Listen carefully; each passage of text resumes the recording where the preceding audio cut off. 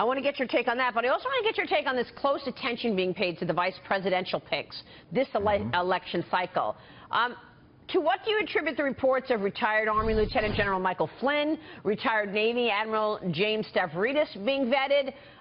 Is a military man or woman what's needed right now?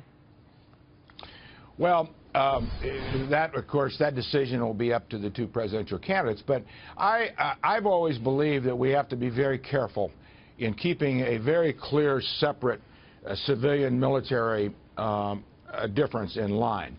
And I know we've had President Eisenhower, who was a very distinguished, one of the greatest generals of our time, as president.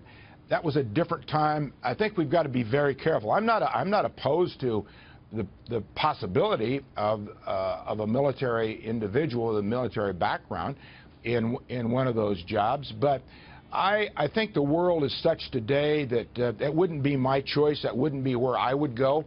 I think to keep those divisions and those lines very separate is very important, as it's ever been in the history of our country.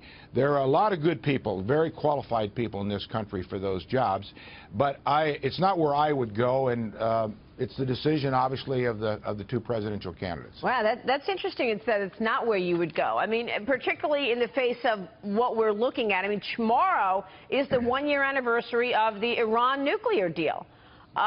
Let me get your take on that.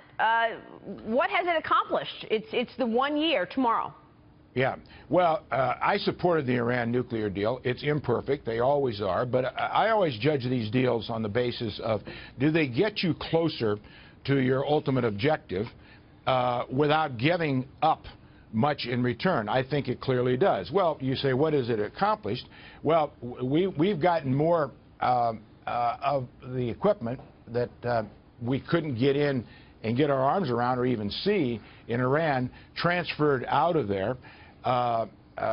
Centrifuges that have been transferred out, shut down a lot of their centrifuge plants.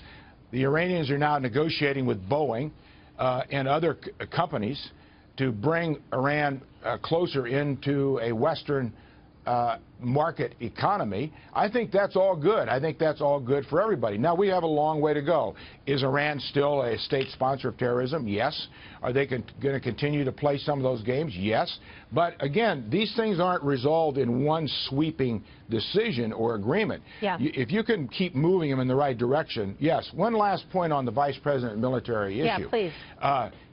Yes, these are dangerous times, but that doesn't mean you need a military person to be president or vice president. You've got a tremendous amount of other offices that you could put military people in without putting them in vice president or president. Really good point.